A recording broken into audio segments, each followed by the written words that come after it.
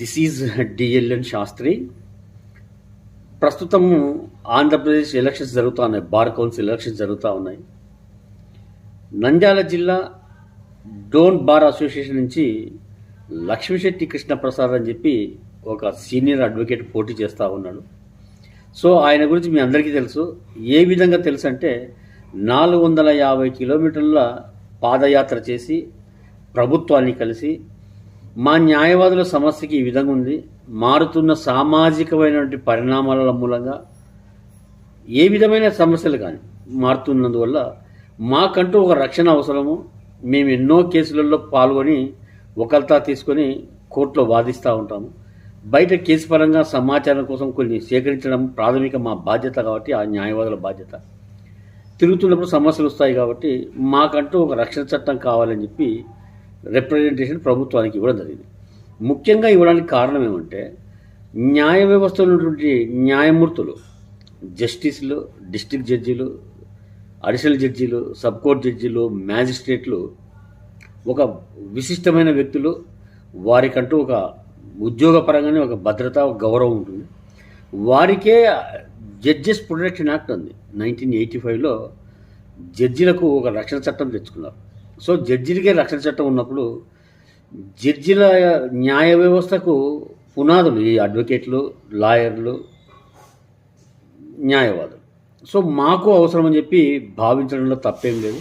అది ప్రభుత్వం కూడా గుర్తించాలి. గుర్తించి చట్టం ఏర్పాటు చేయాల్సిన బాధ్యత ఉంది కాబట్టి చట్టం కోసం వీళ్ళు పోరాడారు, ప్రయత్నం చేశారు. ఈ ఇద్దరు వ్యక్తులు 450 కిలోమీటర్ పాదయాత్ర చేశారంటే అది సామాన్యమైన విషయం కాదు. ఇక అందరూ గుర్తించాల్సిన అవసరం ఏమంటే, స్వార్థ ప్రయోజనాలతో విచ్చలవిడితనం చెలరేగిపోతున్న వ్యవస్థలో నిస్వార్థంగా వచ్చారు 10 మంది కాదు. అడ్వకేట్ ప్రతి ఒక్క కుటుంబానికి ఈరోజు రక్షణ కల్పించిన వాళ్ళు అవుతారు చట్టం సాధించుకుంటే. వారికి భార్య పిల్లలు ఉన్నారు, వారికి ఇళ్ళలో చిన్నపిల్లలు ఉన్నారు. వాళ్ళందరిని వదిలిపెట్టి 13 రోజుల పాటు పాదయాత్ర అంటే ఇంట్లో మానసికమైన ఒత్తిడి ఎలా ఉంటుందో గ్రహించుకోండి. ఆరోగ్యపరంగా కానీ, నడక కానీ, రక్షణ పరంగా కానీ ఎన్నో టెన్షన్లు ఉంటాయి. సో వీటన్నిటినీ భరిస్తూ వీళ్ళు పాదయాత్ర చేశారంటే ఒక సంకల్పం, చిత్తశుద్ధి ఉన్నట్టే. దానిని ప్రతి ఒక్క అడ్వకేటు గుర్తించాలి, జూనియర్ అడ్వకేట్ గుర్తించాలి. ముఖ్యంగా జూనియర్ అడ్వకేట్లకు ఎందుకు చెప్తున్నానంటే, వ్యక్తిగతంగా నేను 11 సంవత్సరాల నుంచి తిరిగాను. ఆ వృత్తిపరంగా ఉన్న సమస్య ఏదైనా న్యాయపరమైన సలహా కోసం కానీ, న్యాయపరమైన ప్రాబ్లం వచ్చినప్పుడు కానీ ఎవరిని అడగాలి, ఎవరు సంప్రదించాలి, ఎవరిని అడగాలన్న ఒక మానసిక ఘర్షణ ఉంటుంది. ఎందుకంటే నీకు తెలియదు అంటారు, తెలుసుకోకుండా లా పాస్ అయ్యావు అంటారు, నీకు చదువుకోలేదు అంటారు, నీకు కాలేజీలో చెప్పలేదు అంటారు. సమస్య అయితే సాల్వ్ చేయరు. ఒక సలహా ఉంది నాకు ఇవ్వండి అంటే ఆ సలహా ఇవ్వరు. కొందరు ఇచ్చిన వాళ్ళు ఉన్నారు, కొందరు ఇవ్వని వాళ్ళు ఉన్నారు. సో మెజారిటీ పీపుల్ ఇవ్వలేదనుకునే మాట్లాడదాం, మెజారిటీ పీపుల్ సహకరించలేదనుకునే మాట్లాడదాం.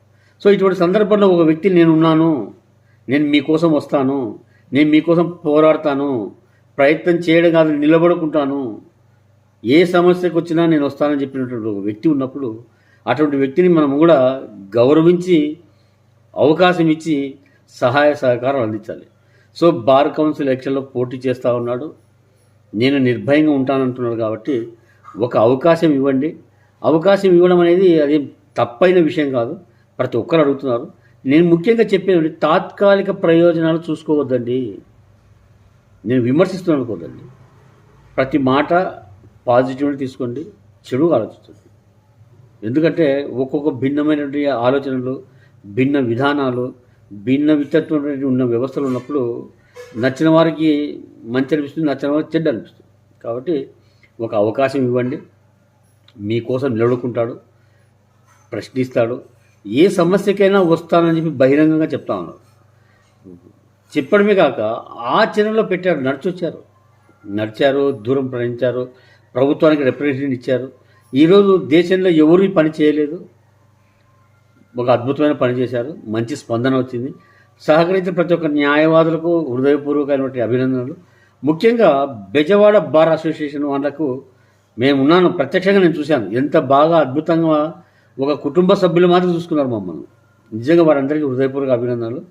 సో ఈ సందర్భంగా ఏం చెప్తున్నంటే, ఈ పక్క ఫోటోలో ఉన్నటువంటి వ్యక్తులు పోరాడారు, సమస్య కోసం నిలబడుకుంటారు, ధైర్యంగా ఉంటామంటున్నారు. కాబట్టి వారికి ఒక అవకాశం ఇవ్వండి, గెలిపివ్వండి. చూద్దాం ఏం చేస్తారా చేయాలని తెలిసిపోతుంది. ఈరోజు వాళ్ళు సహకరించకుండా నిర్లక్ష్యం చేశారనుకోండి, ఎవరు ముందర మాట్లాడలేని అవకాశం అయిపోతుంది. వాళ్ళకు ఉన్నటువంటి ఒక విశిష్టమైనటువంటి గుర్తింపును కోల్పోతారు. వాళ్ళు కోల్పోతారా కాపాడుకుంటారా అనేది వాళ్ళకే కల్పించాలి. మనం వాళ్ళకే అవకాశం ఇచ్చి ఆ ఇచ్చినటువంటి గుర్తింపును కాపాడుకుంటారా లేదని చెప్పి వాళ్ళకే వదిలిపెడితే వాళ్ళే నిర్ణయించుకుంటారు. కాబట్టి మనం అవకాశం ఇద్దాము, అవకాశం ఇవ్వండి అని అర్థిస్తున్నాను. నేను ఉన్నంత వరకు వాళ్ళ వెంబడి ఉంటాను, నిరంతరం వచ్చి మాట్లాడతాను, నా వరకు నేను పోరాడతాను, నేను నిక్కచ్చిగా ఉండి నిలబడుకుంటాను. వాళ్ళిద్దరికి నేను ఎల్లప్పుడూ వాళ్ళ వెంబడి ఉంటాను.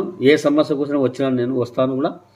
కాబట్టి గౌరవ జూనియర్ న్యాయవాదులు, మీకంటూ ఈరోజు సామాజికమైన పరిస్థితులలో అవసరము, నిస్వార్థంగా ఎన్నుకోండి, ఓటేయండి, ఏమి జరుగుతుందనేది చూద్దాం.